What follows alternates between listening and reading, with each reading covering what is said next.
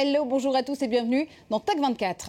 Apple sommé par la justice française de l'aider à identifier les auteurs de messages antisémites. Entre liberté d'expression et application du droit, un bon tweet est-il un tweet sans polémique? On en parle dans cette émission. Et puis, les gadgets ne craignent pas le ridicule. Dans Test 24, Guillaume Gralet vous présente iCall, un gant pour passer vos appels, même en hiver. Mais d'abord, les experts du JDN passent au crible le chiffre de la semaine. Apple n'est plus la première capitalisation boursière au monde. Le géant américain du pétrole ExxonMobil détrône la firme à la pomme.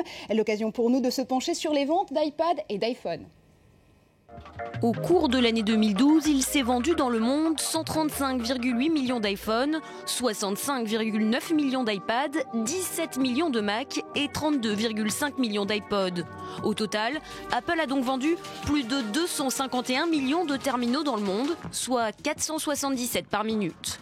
Produit star des fêtes de fin d'année, plus d'un iPhone et un iPad sur 3 vendus en 2012 l'a été durant le dernier trimestre de l'année. Au cours de ce dernier trimestre, Apple a généré un chiffre d'affaires de 600 millions de dollars par jour. Et on revient en France. Twitter va-t-il plier devant un texte français vieux de 38 ans? C'est par l'application de l'article 145 du Code de procédure civile que le TGI de Paris vient de contraindre le réseau social à l'aider à identifier les auteurs de tweets antisémites. Quand Twitter se prend les pieds dans les hashtags, on fait le point avec Laurence Naon et Loïc Lemoine de France 3. C'était un peu David contre Goliath, quelques associations françaises contre le géant américain Twitter.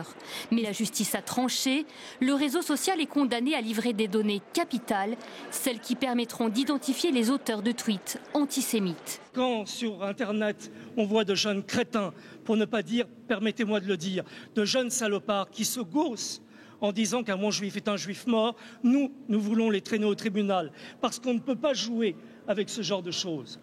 En octobre dernier, un concours douteux de blagues est lancé sur Twitter. En quelques heures, les messages nauséabonds déferlent. Un bon juif ressemble à un tas de cendres. Un bon juif n'est pas trop grillé. Aujourd'hui, la défense de Twitter tombe. L'entreprise ne peut plus se cacher derrière la loi américaine qui prône une liberté d'expression sans garde-fou. Le sentiment d'impunité qui prévalait jusqu'à présent, puisque Twitter maintenait l'anonymat absolu des contributions, eh bien, désormais, chacun saura qu'il peut être identifié sur Twitter. La justice exige également que Twitter mette en place sur sa plateforme française un système de contrôle, un dispositif efficace permettant à chaque internaute de signaler un abus. Et nous rappelons que ces concours de racisme et d'antisémitisme sur Internet ne sont pas un jeu. Et Twitter n'est pas un lieu virtuel où on jouerait un jeu vidéo, c'est un lieu bien réel où les passages à l'acte qui peuvent inciter sont violents.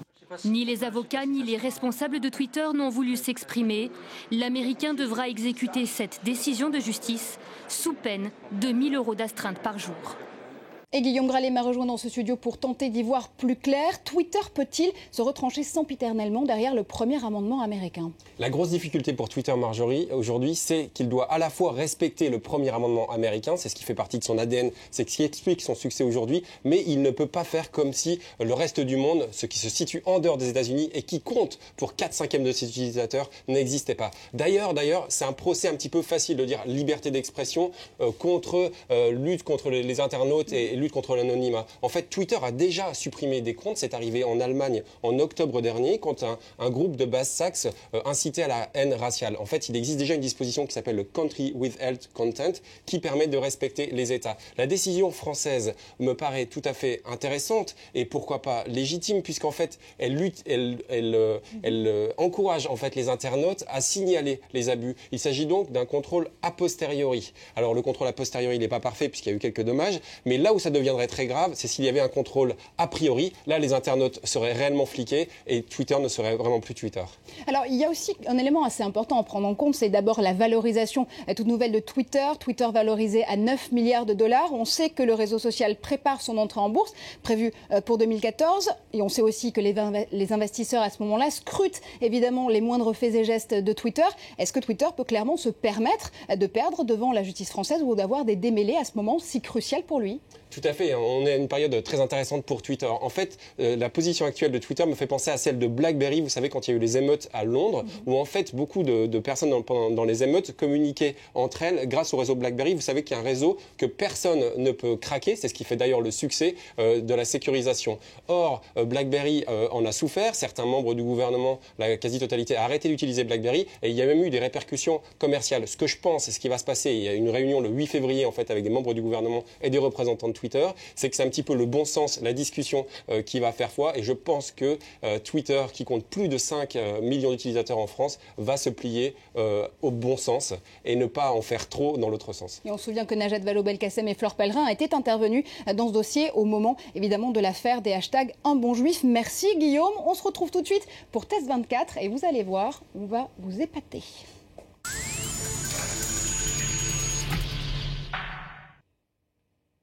Quand l'expression « par la main » devient réalité, voici iCall, un gant qui se transforme en récepteur de smartphone grâce au Bluetooth, haut-parleur sur le pouce et microphone caché sur le petit doigt. La batterie des gants peut tenir jusqu'à 20 heures en conversation. Alors Guillaume, on le sait, vous n'avez pas peur du ridicule, mais très clairement vous l'avez testé. Comment est-ce que ça marche ?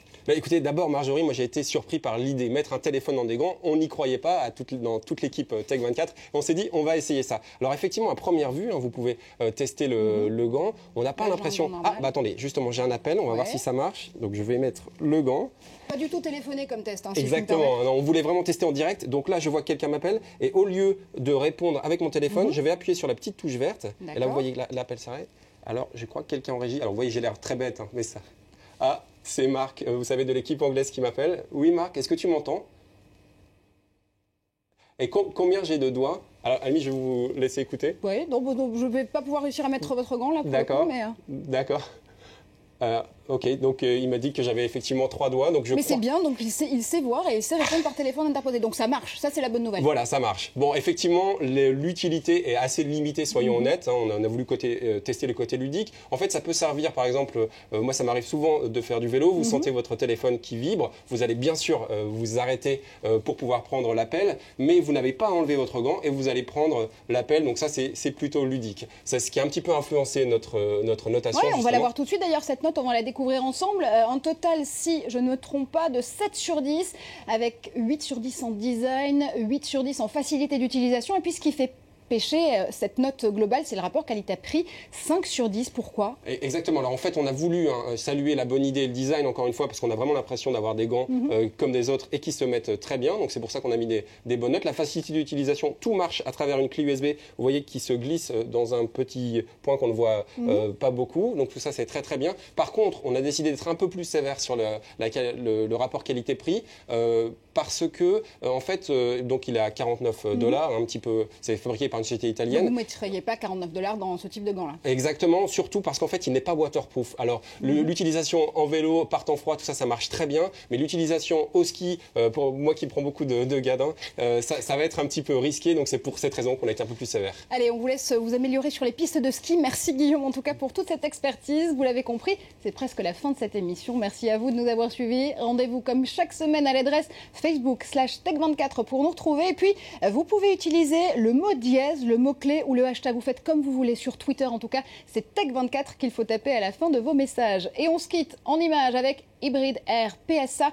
Peugeot Citroën vient de mettre au point une technologie mélangeant essence et air comprimé et promet des véhicules moins gourmands en pétrole et plus respectueux de l'environnement mis sur le marché d'ici à 2016. Restez connectés, on se retrouve la semaine prochaine dans Tech24.